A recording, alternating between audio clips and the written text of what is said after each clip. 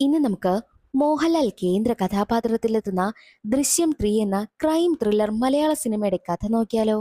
വീഡിയോയിലേക്ക് കടക്കുന്നതിന് മുൻപ് വീഡിയോ കാണുന്ന കൂട്ടുകാർ ഒന്ന് ലൈക്ക് ചെയ്തേക്കണേ. മാത്രമല്ല കമന്റ് സെക്ഷനിലെ ഹൈപ്പ് എന്നൊരു ഓപ്ഷനിൽ ക്ലിക്ക് ചെയ്തേക്കാൻ മറക്കരുതേ. സിനിമ ആരംഭിക്കുന്നത് ജോർജ് കുട്ടി തന്റെ ജീവിതത്തിൽ നടന്ന സംഭവങ്ങളൊക്കെ വെച്ച് ഒരു സിനിമ എടുത്തിരിക്കുന്നു. ആ സിനിമ തിയേറ്ററിൽ റിലീസാവുകയും ചെയ്യുകയാണ്. സിനിമയുടെ പേര് ദൃശ്യം. ക്ലൈമാക്സിൽ ഗൃഹനാഥൻ കുറ്റസമ്മതവും ചെയ്യുന്നുണ്ട്. സിനിമ സൂപ്പർ ഹിറ്റ് ആവുകയും അതോടെ ജോർജ് കുട്ടിക്കും കുടുംബത്തിനും ഒരുപാട് സന്തോഷമാകുന്നു. പുറത്ത് മീഡിയക്കാരും ബഹളവും ഒക്കെ ആയതിനാൽ തിയേറ്ററിന്റെ പിന്നിലൂടെ പോകുന്ന ജോർജ് കുട്ടിയെയും കുടുംബത്തിനെയും റിപ്പോർട്ടറായ യാമിനിയും ക്യാമറമാനും പിടിച്ചു നിർത്തുന്നു.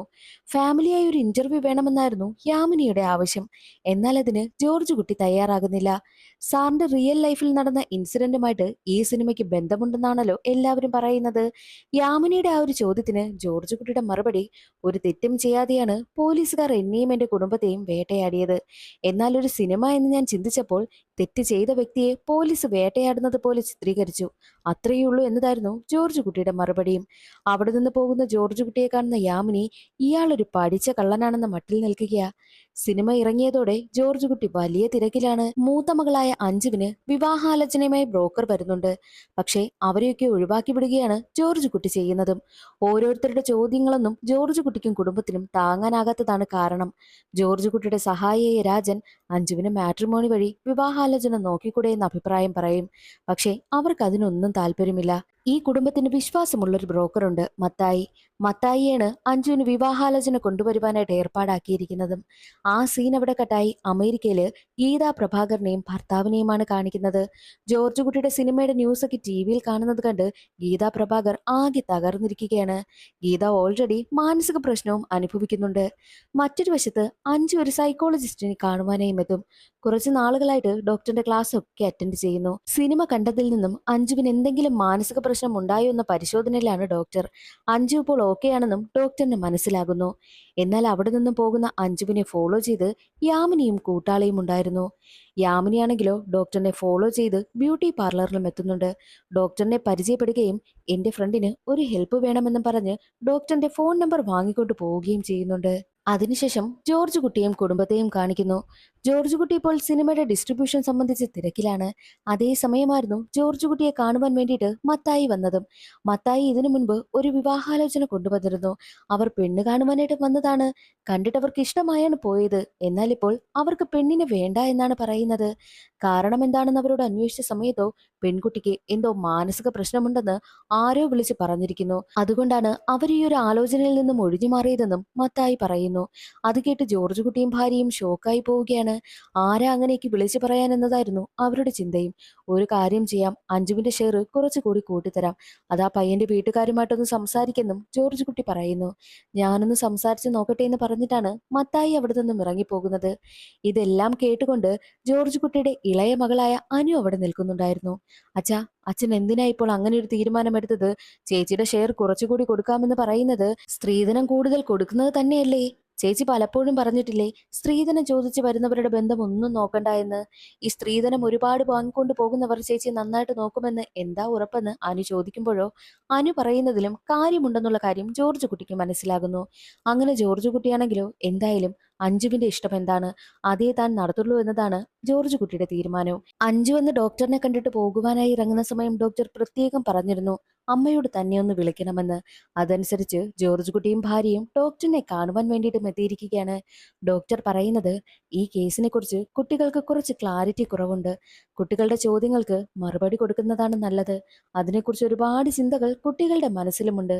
കുട്ടികളെയും കൊണ്ട് ഒരു യാത്രയൊക്കെ അവരുടെ ചോദ്യങ്ങൾക്ക് മറുപടിയും കൊടുക്കുന്നും ഡോക്ടർ പറയുന്നു. ഡോക്ടർ പറഞ്ഞതനുസരിച്ച് കുട്ടികളെയും കൊണ്ട് പുറത്ത് ഫുഡ് കഴിക്കുവാനായി എത്തുകയാണ് ജോർജ് കുട്ടി. എന്നാൽ അവിടേക്ക് ജോർജ് കുട്ടിയുടെ വക്കീലും എത്തുന്നുണ്ട്. വക്കീലിനെ വിളിച്ചു വരുത്തിയത് ജോർജ് കുട്ടിയാണ്. കുട്ടികൾക്കൊക്കെ കേസിനെ സംബന്ധിച്ച് ഒരുപാട് ഡൗട്ട്സ് ഉണ്ടല്ലോ. ആ ഡൗട്ടെല്ലാം ക്ലിയർ ചെയ്യുവാൻ വേണ്ടിയിട്ടാണ് വക്കീലിനെ വിളിച്ചു വരുത്തിയിരിക്കുന്നത്. അഞ്ജുവിനും അനുവിനും അറിയേണ്ടത് കേസ് ക്ലോസ് ആയോ, ഐ ജി ഗീതാ പ്രഭാകർ ഇനി വല്ല പ്രശ്നത്തിനും വരുമോ എന്നുള്ളതൊക്കെയായിരുന്നു.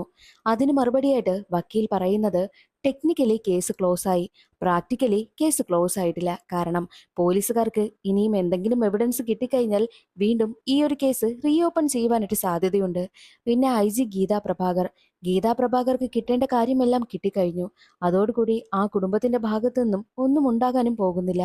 അവർ ഈ ഒരു കേസിന്റെ പിറകെ വരത്തുമില്ല.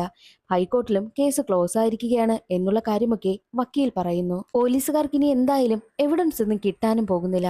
അങ്ങനെ വല്ലതും കിട്ടുമായിരുന്നു എന്നുണ്ടായിരുന്നെങ്കിൽ എന്നേ കിട്ടേണ്ടതാണ്. മാത്രവുമല്ല, സോഷ്യൽ മീഡിയയ്ക്ക് ജോർജ് കുട്ടിയുടെയും കുടുംബത്തിനും പിന്നാലെ വേട്ടയാടി നടക്കുന്നത് കൊണ്ട് പുതിയ എന്തെങ്കിലും കേസ് കിട്ടുന്ന സമയത്ത് സോഷ്യൽ മീഡിയ അതിന് പിന്നാലെ പോകുമെന്നൊക്കെ പറഞ്ഞ് വക്കീൽ അവരെ സമാധാനിപ്പിക്കുന്നു. അപ്പോഴാണ് കുറേ നാളുകൾക്ക് ശേഷം കുട്ടികൾക്കൊന്ന് സമാധാനം കിട്ടിയതും. മറ്റൊരു വശത്ത് യാമിനിയും ക്യാമറാമാനും എത്തിയിരിക്കുന്നത് മുൻപ് ജോർജ് കുട്ടിയെയും കുടുംബത്തെയും നിരീക്ഷിച്ചിരുന്ന സ്പൈ ആയിട്ടുള്ള പോലീസ് ഉദ്യോഗസ്ഥനെ കാണുവാൻ വേണ്ടിയിട്ടാണ്. പോലീസ് ഉദ്യോഗസ്ഥന്റെ ഭാര്യ ഇപ്പോൾ ട്രാൻസ്ഫർ ആയി മറ്റൊരു നാട്ടിലേക്കും പോയിട്ടുണ്ട്. ആ പോലീസ് ഉദ്യോഗസ്ഥനടുത്തെത്തി ജോർജ് കുട്ടിയുടെ കേസിനെ കുറിച്ചൊക്കെയാണ് യാമിനി അന്വേഷിക്കുന്നതും. ആ കേസ് ഇപ്പോഴും ലൈവില, അതുകൊണ്ട് എനിക്ക് കൂടുതൽ ഡീറ്റെയിൽസ് ഒന്നും പറഞ്ഞു തരാൻ കഴിയില്ല. ഞാനും ഇപ്പോൾ ഡിപ്പാർട്ട്മെന്റിലുണ്ട്, അതുകൊണ്ട് തന്നെ വേറൊന്നും പറഞ്ഞു തരാൻ കഴിയില്ല എന്ന് പോലീസ് ഉദ്യോഗസ്ഥൻ പറയുമ്പോൾ, സർ വേറെ അധികം ഒന്നും പറഞ്ഞു തരണ്ട. സാറ് പറയുന്ന കാര്യങ്ങൾ എന്തായാലും റെക്കോർഡ്സിൽ വരാനും പോകുന്നില്ല. ഞങ്ങൾക്ക് ആവശ്യമുള്ള കുറച്ച് കാര്യങ്ങൾ അത് മാത്രം മതിയെന്ന് യാമിനി പറയുമ്പോൾ അതിന് മറുപടി, ഇതിനെനിക്ക് എന്താണ് ബെനിഫിറ്റ് എന്നതായിരുന്നു. അയാൾ എത്ര കാശാണോ ആവശ്യപ്പെടുന്നത് അത് കൊടുക്കുവാനായിട്ട് യാമിനിയും കൂട്ടരും തയ്യാറാകുന്നു. അടുത്തതായി യാമിനി എത്തിയിരിക്കുന്നത് അന്ന് കേസ് അന്വേഷിച്ച പോലീസ് ഉദ്യോഗസ്ഥനെ കാണുവാൻ വേണ്ടിയിട്ടാണ്. ജോർജ് കുട്ടി വരുണിന്റെ റിമൈൻസുമായി പോകുന്നത് മൊബൈൽ ടവർ ലൊക്കേഷൻ വഴി കണ്ടെത്താൻ കഴിയില്ലെന്ന് ചോദിക്കുമ്പോൾ, അന്ന് മൊബൈൽ ടവർ ലൊക്കേഷനൊക്കെ എടുത്തിരുന്നു. ജോർജ് കുട്ടി ഒരുപാട് സ്ഥലങ്ങളിലൂടെ സഞ്ചരിച്ച് പൊന്തമ്പുഴ ഫോറസ്റ്റ് റേഞ്ചിൽ കുറെ നേരം വെയിറ്റ് ചെയ്യുകയുണ്ടായി. അതിനുശേഷമാണ് അവിടെ നിന്നും യാത്രയായതെന്നും പോലീസ് ഉദ്യോഗസ്ഥൻ പറയുമ്പോഴോ, അപ്പോൾ പൊന്തമ്പുഴ ഫോറസ്റ്റ് റേഞ്ചിലായിരിക്കാം റിമൈൻസ് എല്ലാം ഉപേക്ഷിച്ചിട്ടുണ്ടാവുക എന്നത് യാമിനി പറയുന്നു. ചിലപ്പോൾ അത് പോലീസിനെ കബളിപ്പിക്കാൻ വേണ്ടിയായിരിക്കാം. അയാൾ അത്രയ്ക്കും ബുദ്ധിമാനാണെന്നായിരുന്നു പോലീസ് ഉദ്യോഗസ്ഥൻ പറയുന്നത്. അപ്പോൾ നിങ്ങളും ജോർജ് കുട്ടിയുടെ ഫാനാണല്ലേ? നിങ്ങൾക്ക് താല്പര്യമില്ലാത്തത് കൊണ്ടല്ലേ പിന്നീട് ഈ ഒരു കേസ് മുൻപോട്ടൊന്നും അന്വേഷിക്കാത്തത് എന്നതായിരുന്നു യാമിനിയുടെ ചോദ്യവും. അത് ആ പോലീസുകാരൻ അത്ര ഇഷ്ടമായതേയില്ല. മറ്റൊരു വശത്ത് രാവിലെ തന്നെ DGP ഓഫീസിലേക്ക് പോകുവാനായി ഇറങ്ങുകയാണ് ജോർജ് കുട്ടി. കാരണം ജോർജ് കുട്ടിയുടെ സിനിമ ആരോ യൂട്യൂബിലെടുത്ത് പോസ്റ്റ് ചെയ്തിരിക്കുന്നു അത്രേ. അതിനെതിരെ കംപ്ലൈന്റ് ചെയ്യുവാനായിട്ട് പോവുകയാ. അതേ സമയമായിരുന്നു മത്തായി അവിടേക്ക് പുതിയ 2 ആലോചനയുമായി എത്തുന്നത്. ഒന്ന് തൊടുപുഴയിൽ നിന്ന്, മറ്റൊന്ന് ഓസ്ട്രേലിയയിൽ നിന്നുള്ള ആലോചനയാണെന്നുള്ള കാര്യം പറയുമ്പോൾ, ഓസ്ട്രേലിയയിൽ നിന്നുള്ള ആലോചന ഒന്നും വേണ്ട, നാട്ടിലുള്ള പയ്യന്റെ ആലോചനകൾ നോക്കിയാൽ മതി. തൊടുപുഴയിലുള്ള ആലോചനയുടെ കാര്യം ദേ റാണിയോട് സംസാരിക്കുവാനായും പറഞ്ഞിട്ടാണ് ജോർജ് കുട്ടി പോകുവാനായും ഇറങ്ങുന്നത്. അങ്ങനെ ജോർജ് കുട്ടി DGPയുടെ ഓഫീസിലേക്കും എത്തുന്നു. അവിടെയുള്ള പോലീസുകാരെല്ലാവരും ജോർജ് കുട്ടിയെ വല്ലാതെയാണ് നോക്കുന്നത്. DGP ഓഫീസിലേക്ക് എത്തുന്ന ജോർജ് കുട്ടിക്ക് അടുത്തേക്ക് പണ്ട് ജോർജ് കുട്ടിയെ സഹായിച്ച ഒരു പോലീസ് ഉദ്യോഗസ്ഥൻ എത്തുന്നു. അദ്ദേഹം ഇപ്പോൾ റിട്ടയർ ആയിരിക്കുകയാണ്. മാത്രവുമല്ല, വരുണിന്റെ കേസിനെ കുറിച്ചൊക്കെ ജോർജ് കുട്ടിയോട് ഓരോ കാര്യങ്ങളൊക്കെ ചോദിക്കുന്നുണ്ട്. അന്ന് സഹദേവൻ നിങ്ങളെ കൊടുക്കുവാനായിട്ട് ശ്രമിക്കുന്നെന്നാ ഞങ്ങളൊക്കെ കരുതിയത്. പിന്നെ ഓരോ കാര്യങ്ങൾ മനസ്സിലായത്. സത്യത്തിൽ ഇതൊരു സെൽഫ് ഡിഫൻസ് അല്ലായിരുന്നു. നിങ്ങളുടെ സ്ഥാനത്ത് ഞങ്ങളായിരുന്നാലും ഇതൊക്കെ തന്നെ ചെയ്യുള്ളൂ. ഞങ്ങളുടെ കൂട്ടത്തിലുള്ള ഒരുപാട് പേരും നിങ്ങളെയൊക്കെ തന്നെ സപ്പോർട്ട് ചെയ്തതെന്നുമൊക്കെ ആ ഒരു പോലീസ് ഉദ്യോഗസ്ഥൻ പറയുന്നു. ആ പോലീസ് ഉദ്യോഗസ്ഥൻ പറയുന്നതെല്ലാം കേട്ട് മറുപടിയൊന്നും കൊടുക്കാതെയാണ് ജോർജ് കുട്ടി ഇരിക്കുന്നതും. അന്നേ ദിവസം വീട്ടിലേക്ക് എത്തുന്ന ജോർജ് കുട്ടിയോട് രാത്രി റാണി വന്നിരുന്ന് സംസാരിക്കുകയാണ്. മകളെ വിദേശത്തേക്ക് വിവാഹം കഴിപ്പിച്ച് വിടില്ല എന്നാണല്ലോ ജോർജ് കുട്ടി തീരുമാനിച്ചിരിക്കുന്നത്. ആ കാര്യങ്ങളൊക്കെ റാണി ഓരോന്ന് ചോദിക്കുന്നുണ്ട്. രണ്ടാളും അകത്തേക്ക് പോകുവാനായി ഒരുങ്ങുന്ന സമയത്തായിരുന്നു അവരുടെ വാഴത്തോപ്പിൽ നിന്നും ആരോ ലൈറ്റ് അടിക്കുന്നത് പോലെ ജോർജ് കുട്ടിക്ക് തോന്നുന്നത്. പക്ഷേ എത്ര നോക്കിയിട്ടും അവിടെ ആരും ഉള്ളതായിട്ട് ജോർജ് കുട്ടി കാണുന്നില്ല. അടുത്ത ദിവസം ജോർജ് കുട്ടിയെ കാണുവാൻ വേണ്ടിയിട്ട് ജോസും ജോസിന്റെ ഭാര്യയായിട്ടുള്ള മേരിയും എത്തുന്നുണ്ട്. ഈ ജോസാണെന്ന് ജോർജ് കുട്ടി വരുണിന്റെ ഡെഡ് ബോഡി പോലീസ് സ്റ്റേഷനിൽ കുഴിച്ചിടുന്നത് കണ്ടു എന്ന് മൊഴി കൊടുത്ത ആള്. അന്ന് മൊഴി കൊടുത്തതിൽ പിന്നെ ജോസിന്റെ അവസ്ഥ വല്ലാതെ മോശമായി പോയിക്കൊണ്ടേയിരിക്കുകയാണ്. അവർക്ക് പ്രശ്നങ്ങളൊക്കെ ഒരുപാട് വന്നുകൊണ്ടിരിക്കുന്നു. മാത്രവുമല്ല, പോലീസുകാരുടെ കയ്യിൽ നിന്നും കാശ് വാങ്ങിയിട്ടാണ് ജോസ് മൊഴി കൊടുത്തിരിക്കുന്നതും. അന്ന് ആ ഒരു കാശ് വാങ്ങിയതിൽ പിന്നെ ഞങ്ങളുടെ ജീവിതം വല്ലാത്ത കഷ്ടപ്പാടിലൂടെയാണ് കടന്നു പോകുന്നത്. പള്ളിയിൽ അച്ഛനടുത്ത് പോയി ഈ ഒരു കാര്യം പറഞ്ഞപ്പോൾ അച്ഛൻ പറഞ്ഞത്, നിങ്ങളെ കാരണം ഒരു കുടുംബം വേദനിക്കപ്പെട്ടിട്ടുണ്ട്, അവരുടെ ശാപമാണിതെന്നാണ്. അതുകൊണ്ടിപ്പോൾ മാപ്പ് പറയുവാൻ വേണ്ടിയിട്ടാണ് ജോസും മേരിയും എത്തിയിരിക്കുന്നത്. എന്നാൽ അതിന് മറുപടിയായിട്ട് ജോർജ് കുട്ടി പറയുന്നതോ, നിങ്ങൾ അങ്ങനെ മൊഴി കൊടുത്തത് കൊണ്ടാണ് വീണ്ടും കേസ് റീഓപ്പൺ ചെയ്തത്. ഞങ്ങൾ കുറ്റക്കാരല്ല എന്ന് കോടതിക്ക് ബോധ്യപ്പെട്ടതും. അതുകൊണ്ട് ഞങ്ങൾക്ക് ഒരു കുഴപ്പവുമില്ല, നിങ്ങളോട് ഒരു ദേഷ്യവുമില്ല എന്നൊക്കെ പറഞ്ഞ് ജോസിന്റെ കാര്യങ്ങളൊക്കെ അന്വേഷിക്കുന്നു. മാത്രവുമല്ല, ജോസിന് ബിസിനസ് തുടങ്ങുവാൻ വേണ്ടിയിട്ട് ജോർജ് കുട്ടി സഹായിക്കുവാനായിട്ടും തീരുമാനിക്കുകയാണ്. പക്ഷേ അതൊന്നും റാണിക്ക് അത്ര ഇഷ്ടമാകുന്നതേയില്ല. മത്തായി തൊടുപുഴയിൽ നിന്നും ഒരു ആലോചന കൊണ്ടുവന്നല്ലോ. അവർ ഇപ്പോൾ പെണ്ണ് കാണുവാൻ വേണ്ടിയിട്ടും എത്തിയിരിക്കുകയാണ്. പയ്യന്റെ വീട്ടുകാർക്ക് പെൺകുട്ടിയെ ഒരുപാട് ഇഷ്ടമായിട്ടാണ് അവിടെ നിന്ന് പോകുന്നതും. അങ്ങനെ ഇരിക്കെ ഒരു ദിവസം ജോർജ് കുട്ടിയുടെ വീട്ടിലേക്ക് ശ്രേയ എന്നൊരു പെൺകുട്ടി വരുന്നു. ഈ ശ്രേയയുടെ അച്ഛനാണ് ശ്മശാനത്തിൽ നിന്നും ജോർജ് കുട്ടിക്ക് ഡെഡ് ബോഡി എടുത്തു കൊടുത്ത് സഹായിച്ചത്. ശ്മശാനത്തിൽ ജോലി ചെയ്യുന്ന ആളാണ്. ജോർജ് കുട്ടിയെ ശ്രേയയുടെ അച്ഛൻ സഹായിച്ചത് കൊണ്ട് തന്നെ ശ്രേയയുടെ അച്ഛന് വീട് വെച്ച് നൽകി ശ്രേയയുടെ പഠിത്തമെല്ലാം നോക്കിയതുമൊക്കെ ഈ ജോർജ് കുട്ടിയാണ്. ശ്രേയ ഇപ്പോൾ വന്നിരിക്കുന്നത് അവൾക്ക് വിവാഹം ഉറപ്പിച്ചിരിക്കുന്നു. കല്യാണം ക്ഷണിക്കുവാൻ വേണ്ടിയിട്ടാണ് വന്നത്. കല്യാണത്തിന് എന്ത് സഹായം വേണമെങ്കിലും എന്നോട് ചോദിക്കണമെന്നൊക്കെ പറഞ്ഞ് ശ്രേയയെ അനുഗ്രഹിച്ചാണ് ജോർജ് കുട്ടി അവിടെ നിന്ന് പറഞ്ഞു വിടുന്നതും. തന്റെ മകൾ അഞ്ജുവിന് വിവാഹം നടക്കാത്തതിന്റെ ചെറിയ സങ്കടം ജോർജ് കുട്ടിക്കും റാണിക്കും ഉണ്ടായിരുന്നു. ശ്രേയ ജോർജ് കുട്ടിയുടെ വീട്ടിൽ വന്ന് പോകുന്നതെല്ലാം പുറത്തുനിന്ന് നിരീക്ഷിക്കുകയാണ് യാമിനിയും കൂട്ടുകാരനും. ശ്രേയയുടെ പിന്നാലെ പോകുന്ന യാമിനി അവൾക്കൊപ്പം ബസ്സിൽ കയറിയതിനു ശേഷം ഒരു അപരിചിതയെ പോലെ അവളുടെ അടുത്ത് വന്നിരുന്നതിനു ശേഷം ശ്രേയയുടെ ഡീറ്റെയിൽസ് എല്ലാം ചോദിച്ച് മനസ്സിലാക്കുകയാണ് ചെയ്യുന്നത്. മറ്റൊരു വശത്ത് ജോർജ് കുട്ടിയുടെ വീട്ടിലേക്ക് എത്തുകയാണ് മത്തായി. തൊടുപുഴയിൽ നിന്നും ഒരു വിവാഹാലോചന കൊണ്ടുവന്നില്ലേ, ആ വിവാഹാലോചന മുടങ്ങിയിരിക്കുന്നു. എന്തെന്നാൽ അവരുടെ വീട്ടിലേക്ക് ആരോ വിളിച്ചിട്ട് അഞ്ചു ഒരു ക്രിമിനൽ കേസിലെ പ്രതിയാണെന്നും അവൾ ഒരാളെ കൊന്നിട്ടുണ്ട് എന്നുള്ള കാര്യമൊക്കെ പറഞ്ഞു കൊടുത്തു. അതോടുകൂടി അവർക്ക് ഈ ഒരു വിവാഹം വേണ്ട എന്നാണ് ആ വീട്ടുകാർ തീരുമാനിച്ചിരിക്കുന്നതെന്ന് പറഞ്ഞ് വിളിച്ച ആളിന്റെ നമ്പരും ജോർജ് കുട്ടിക്ക് കൈമാറുന്നു. ഇതുവരെയും മഞ്ജുവിന് വന്നിട്ടുള്ള വിവാഹാലോചനകളെല്ലാം ആരോ ഫോൺ വിളിച്ച് മുടക്കുകയാണ് ചെയ്തത്. ആ നമ്പറുകളെല്ലാം കളക്ട് ചെയ്ത ജോർജ് കുട്ടി നേരെ പോകുന്നത് DGPയുടെ ഓഫീസിൽ വെച്ച് കണ്ട പോലീസ് ഉദ്യോഗസ്ഥനെ കാണുവാൻ വേണ്ടിയിട്ടാണ്. അദ്ദേഹത്തിന് ഈ നമ്പരൊക്കെ കൈമാറുകയും ചെയ്യുന്നുണ്ട്. ഈ നമ്പറുകളുടെ എല്ലാം ഡീറ്റെയിൽസ് കളക്ട് ചെയ്ത് കൊണ്ടുവരണമെന്ന് ജോർജ് കുട്ടി ആവശ്യപ്പെട്ടത് കൊണ്ട് തന്നെ ഡീറ്റെയിൽസ് എല്ലാം കളക്ട് ചെയ്ത് കൊണ്ടുവരികയാണ് പോലീസ് ഉദ്യോഗസ്ഥൻ. ഒരു ഫോണിൽ തന്നെയാണ് ഈ നമ്പറുകളെല്ലാം ആക്റ്റീവ് ആകുന്നത്.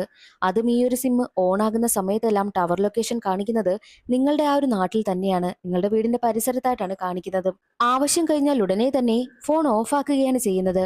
ഫോണിന്റെ IME നമ്പർ വെച്ചിട്ട് ഒരു വർഷം മുൻപ് ആ ഒരു ഫോണിൽ മറ്റൊരു സിം ഇട്ടിരുന്നുവെന്നും ആ സിം ഉപയോഗിച്ചിരുന്നത് ഒരു സ്ത്രീയാണെന്ന് പറഞ്ഞ് ശാന്തി എന്ന സ്ത്രീയുടെ ഡീറ്റെയിൽസ് കൊടുക്കുന്നു. ശാന്തി എന്ന പേര് കേട്ടതോടുകൂടി ജോർജ് കുട്ടി ഞെട്ടിപ്പോവുകയാണ് ചെയ്യുന്നത്.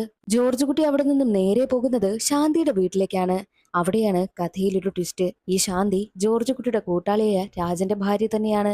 ജോർജ് കുട്ടി വരുന്നത് കാണുന്ന ശാന്തിക്ക് കാര്യമൊക്കെ മനസ്സിലായി. അതോടെ രാജനും പുറത്തേക്ക് ഇറങ്ങി വരികയാണ് ചെയ്യുന്നത്.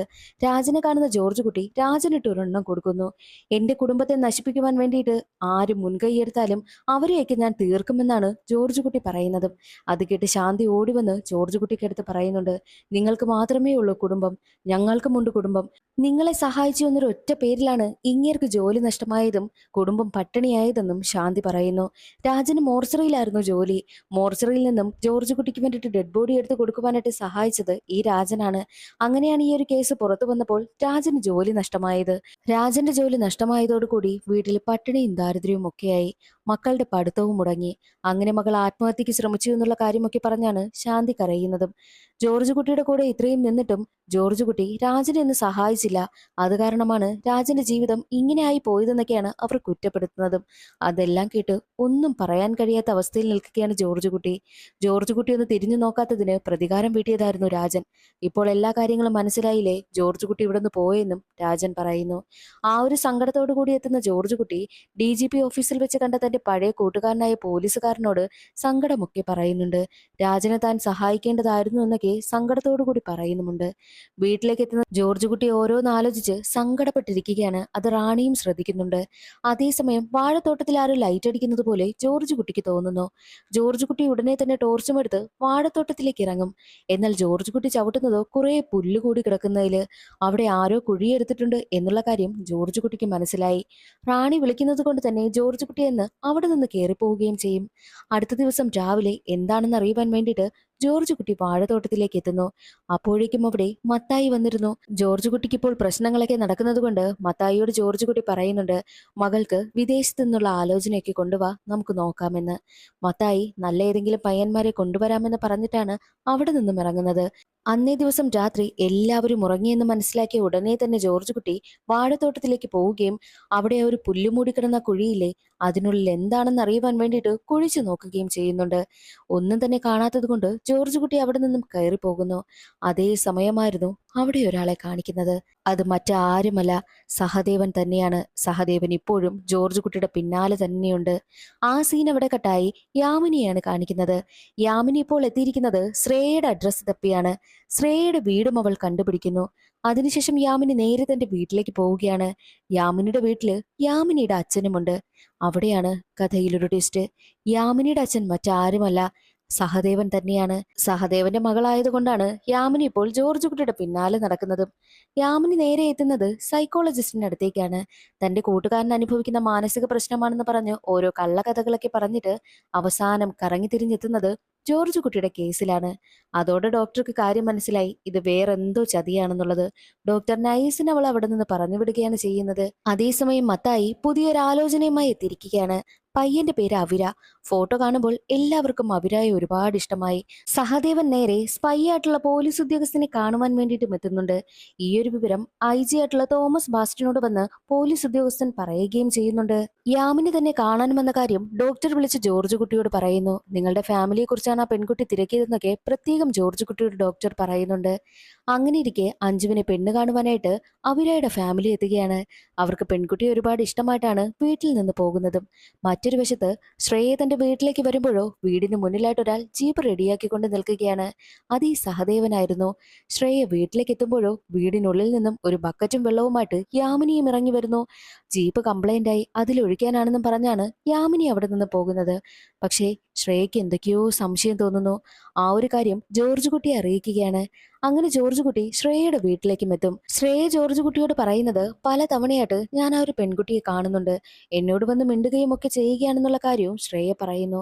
അതേസമയം തളർന്നു കിടക്കുന്ന ശ്രേയയുടെ അച്ഛൻ പറയുന്നത്, ആ പെൺകുട്ടിയോടൊപ്പം വന്ന പെൺകുട്ടിയുടെ അച്ഛൻ കാക്കി പാന്റും പോലീസിന്റെ ഷൂവുമാണ് ധരിച്ചിരുന്നത്. കണ്ടിട്ട് പോലീസാണെന്നാ തോന്നുന്നത്, എന്തോ എനിക്ക് സംശയമാണെന്നും തളർന്നു കിടക്കുന്ന ആള് പറയുന്നു. ചെറുക്കന്റെ വീട് കാണുവാനായി എത്തുകയാണ് ജോർജ് കുട്ടിയും കുടുംബവും. ഇവരുടെ കുടുംബത്തിൽ നടക്കുന്ന കേസിന്റെ കാര്യമെല്ലാം മത്തായി തുറന്നു പറഞ്ഞിരുന്നു. അതുപോലെ തന്നെ ജോർജ് കുട്ടിയും കാര്യങ്ങളൊക്കെ പറയുകയാണ്. ഞങ്ങൾ തെറ്റൊന്നും ചെയ്തിട്ടില്ല, ഇത് പോലീസിന്റെ വെറും സംശയമാണെന്നുള്ള രീതിയിലൊക്കെ ജോർജ് കുട്ടിയും പറയുന്നുണ്ട്. എല്ലാ കാര്യങ്ങളും തുറന്നു പറഞ്ഞത് കൊണ്ട് തന്നെ ആ ഫാമിലിക്ക് ജോർജ് കുട്ടിയും കുടുംബത്തിനെയും ഒരുപാട് ഇഷ്ടമാകുന്നു.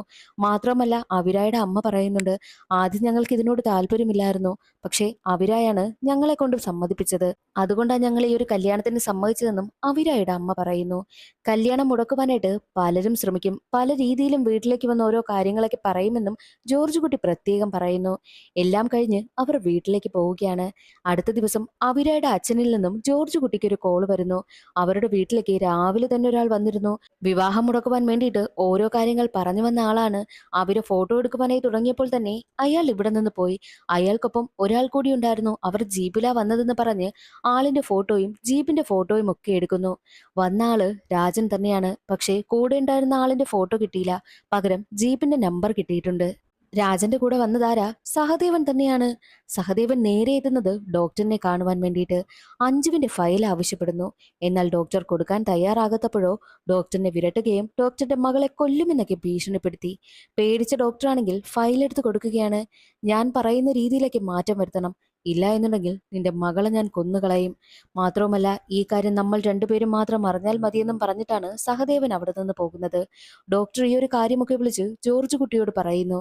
ജോർജ് കുട്ടിയോട് പ്രത്യേകം പറയുന്നുണ്ട്, വന്ന ആള് ധരിച്ചിരുന്നത് കാക്കി കളർ പാന്റും പോലീസിന്റെ ഷൂവുമാണെന്ന്. ശ്രേയയുടെ വീട്ടിൽ വന്ന ആളും ഇതേ രൂപമായിരുന്നെന്നാണല്ലോ ശ്രേയയുടെ അച്ഛൻ പറഞ്ഞത്.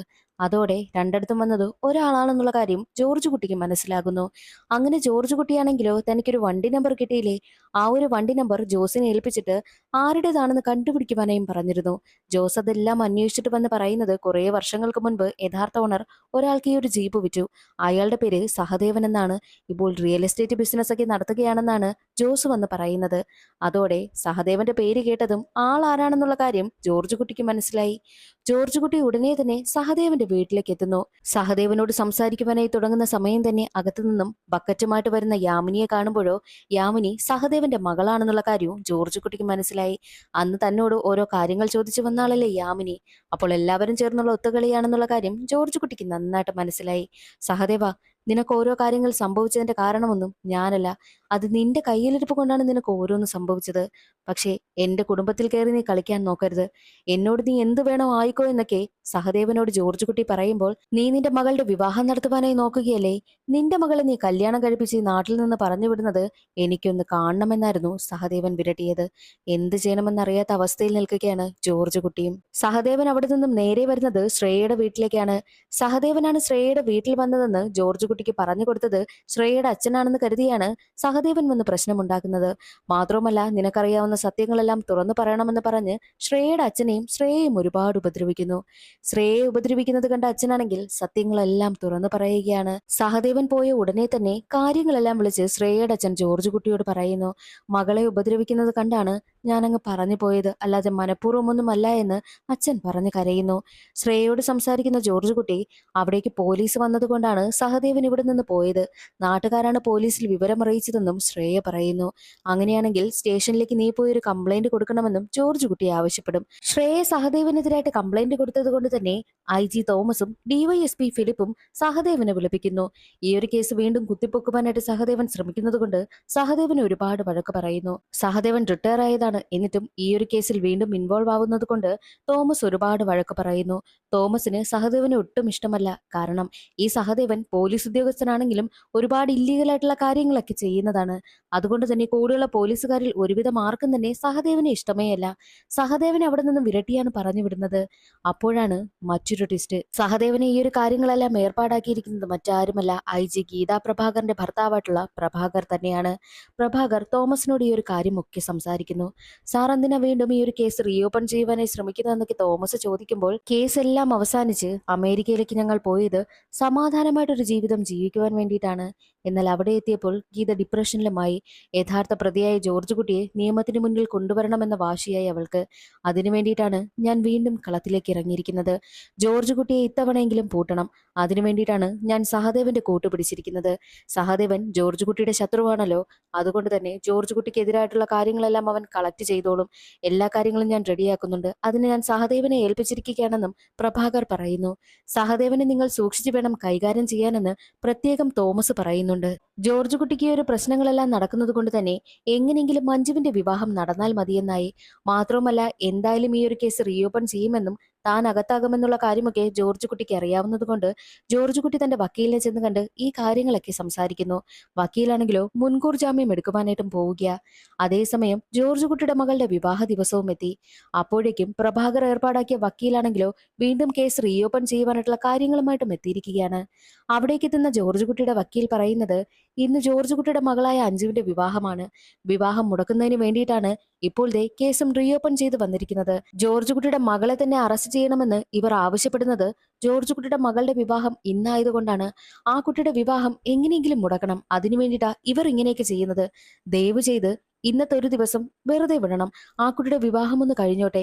പറയുന്ന സ്ഥലത്ത് ജോർജ് കുട്ടി മകളുമായിട്ട് വരുമെന്ന് വക്കീൽ പറയുന്നത് കൊണ്ട് വിവാഹ ചടങ്ങുകളെല്ലാം കഴിയുന്നതുവരെ ജോർജ് കുട്ടിയെ മകളെയും അറസ്റ്റ് ചെയ്യാൻ പാടില്ല എന്നും ആ പരിസരത്ത് പോലും പോലീസ് ചെല്ലാൻ പാടില്ല എന്നും ജഡ്ജി വിധിക്കുന്നു. അങ്ങനെ വിവാഹ ചടങ്ങുകളൊക്കെ നന്നായിട്ട് കഴിയുകയാണ്. ജോർജ് കുട്ടിക്കും സമാധാനമായി. കല്യാണം കഴിഞ്ഞ് പെണ്ണും ചെറുക്കനും നേരെ പോകുവാനായി തീരുമാനിച്ചിരിക്കുന്നത് അടുത്ത് പുതുതായിട്ട് വന്ന ഒരു റിസോർട്ടിലേക്കാണ്. രണ്ടാളും റിസോർട്ടിലേക്ക് എത്തുന്ന സമയത്താണ് കഥയിൽ മറ്റൊരു ട്വിസ്റ്റ്. സത്യത്തിൽ അവിരായുടെയും അഞ്ജുവിന്റെയും വിവാഹം പ്രഭാകറിന്റെ ഒരു പ്ലാനാണ്. പ്രഭാകർ പറഞ്ഞതനുസരിച്ചാണ് അവിര അഞ്ജുവിനെ വിവാഹം കഴിക്കുവാനായിട്ടും എത്തിയിരിക്കുന്നത്. പണ്ട് അവിര വിദേശത്തായിരുന്ന സമയത്ത് അവിരയുടെ ബിസിനസ് ലോസായി. ബിസിനസ്സിന് വേണ്ടിയിട്ടുള്ള കാശെല്ലാം കൊടുത്ത് സഹായിച്ചതും ആ ലോസ് എല്ലാം നികത്തിയതും ഈ പ്രഭാകർ ആയിരുന്നു. അതിന്റെ നന്ദിയാണ് അവിര ഇപ്പോൾ കാണിക്കുന്നത്. അവിരായുമായിട്ടുള്ള വിവാഹത്തിന്റെ കാര്യമെല്ലാം ജോർജ് കുട്ടിയുടെ വീട്ടിലേക്ക് എത്തിക്കുന്നതിന് വേണ്ടിയിട്ട് മത്തായിയും അവർ ഏർപ്പാടാക്കിയിരുന്നു. പ്ലാൻ ചെയ്തതുപോലെ തന്നെ വിവാഹം കഴിഞ്ഞു. അഞ്ജുവിന് ഒരു ഡ്രഗ് കൊടുത്ത് മയക്കുകയാണ്. അതേസമയം അവിടേക്ക് സഹദേവനും കടന്നു വരുന്നുണ്ട്. സഹദേവന്റെ കൈവശം ബ്ലഡുമുണ്ട്. ബ്ലഡ് എല്ലാം അഞ്ജുവിന്റെ ദേഹത്തും കയ്യിലും ഒക്കെ പുരട്ടുന്നു. അതിനുശേഷം അവിടെ നിന്നും അവിരായം കൊണ്ട് പോവുകയാണ്. പോകുന്നതിന് മുൻപായിട്ട് അഞ്ജുവിന്റെ ഫോണിൽ നിന്നും സഹദേവൻ ജോർജ് കുട്ടിയെ വീഡിയോ കോൾ ചെയ്യുന്നു. നിന്റെ മകൾ എന്റെ കസ്റ്റഡിയിലാണ്, നിന്റെ മരുമകനും എന്ന് പറഞ്ഞിട്ടാണ് കോള് കട്ടാകുന്നതും. അത് കാണുന്ന ജോർജ് കുട്ടിക്ക് വല്ലാതെ പേടിയാവുകയും ഉടനെ തന്നെ ആരും അറിയാതെ റിസോർട്ടിലേക്കും യാത്ര തിരിക്കുന്നു. സഹദേവൻ അവിടെ നിന്ന് പോകുന്നതിന് മുൻപ് പോലീസുകാരെ വിവരമറിയിച്ചിട്ടാണ് പോകുന്നത്. പോലീസുകാർ എത്തുന്നതിന് മുൻപ് എന്തായാലും ജോർജ് കുട്ടിയും അവിടെ എത്തും. ജോർജ് കുട്ടിയും മകളും ചേർന്ന് അവിരായെ കൊന്നു. അവിരയുടെ ഡെഡ് ബോഡി വേറെ എങ്ങോട്ടോ മാറ്റി. അതായിരുന്നു സഹദേവന്റെ പ്ലാൻ. അഞ്ജുവിനെ പോലീസുകാർ അറസ്റ്റ് ചെയ്തുകൊണ്ട് പോവുകയും ചെയ്യും എന്നതാണ് പ്രഭാകറിന്റെ പ്ലാൻ. ഇതെല്ലാം തോമസിനോട് പറയുകയാണ്. നാളെ രാവിലെ തന്നെ വിവരം അറിയാമെന്നും പറഞ്ഞിട്ടാണ് പ്രഭാകർ കോള് കട്ട് ചെയ്ത് കളയുന്നത്. എന്നാൽ അടുത്ത ദിവസം രാവിലെ തന്നെ പ്രഭാകരനെ തോമസ് വിളിച്ചിട്ട് തോമസ് പറയുന്നത്, നിങ്ങൾ പ്ലാൻ ചെയ്തതല്ല അവിടെ നടന്നത്. അവര് അഞ്ജുവിന് ഡ്രഗ് കൊടുത്തതിന് ശേഷം പോകുവാനായി ഇറങ്ങുന്ന സമയത്ത് അവിരായുടെ കാല് തെറ്റി അവിടെയുണ്ടായിരുന്ന ലൈറ്റ് താഴെ വീണ് പൊട്ടുന്നു. ആ ശബ്ദം കേട്ട് അഞ്ജു ചാടി എഴുന്നേൽക്കും. അപ്പോൾ അവിടെ സഹദേവനെയും കാണുന്നു. അവൾ വല്ലാതെ ബഹളം വയ്ക്കുവാനായും തുടങ്ങി. എന്നാൽ സഹദേവൻ അഞ്ജുവിനെ പിടികൂടുകയും അവളെ ഒരുപാട് ഉപദ്രവിക്കുകയും ചെയ്യുന്നു. തന്റെ കയ്യിലുണ്ടായിരുന്ന കത്തി ഉപയോഗിച്ച് അഞ്ജുവിന്റെ രണ്ട് കൈയിലും മുറിവുകൾ ഉണ്ടാക്കി. അവളെ അടിച്ചു. അവളുടെ നടുവിനൊക്കെ വലിയ കമ്പി കൊണ്ട് അടിക്കുകയും ചെയ്തു. അഞ്ജു ബോധമില്ലാതെ കട്ടിൽ കിടക്കുന്നതാണ് പോലീസുകാർ കണ്ടത്. മാത്രമല്ല അവിരായെയും കാണുന്നില്ല. അവിര സഹദേവനൊപ്പമാണ് പോയത്. എന്തും ചെയ്യാൻ മടിയില്ലാത്തവനാണ് സഹദേവൻ. സഹദേവൻ ഇനി അവിരായ വല്ലതും ചെയ്തു കാണുമോ എന്നുള്ള കാര്യമൊക്കെ തോമസ് പറയുന്നുണ്ട്. സത്യത്തിൽ പ്രഭാകരന്റെ പ്ലാൻ എന്തെന്നാൽ, പ്രഭാകർ പ്ലാൻ ചെയ്യുന്നത് പോലെ എല്ലാം നടന്നു കഴിഞ്ഞാൽ അവിരായെ വിദേശത്തേക്ക് മാറ്റുക, അത് തന്നെയായിരുന്നു. അവിരായ സഹദേവൻ എന്തെങ്കിലും ചെയ്തു കഴിഞ്ഞാൽ കേസ് നിങ്ങളുടെ സൈഡിലേക്ക് തിരിയുമെന്നും തോമസ് പ്രഭാകരനോട് പറയുന്നു. അതുകൊണ്ട് തന്നെ പ്രഭാകറും തോമസും നേരെ പോകുന്നത് സഹദേവന്റെ വീട്ടിലേക്കാണ്. വീടിനകത്ത് കയറുമ്പോൾ അവിടെ ഉണ്ടായിരുന്നത് ജോർജ് കുട്ടിയാണ്.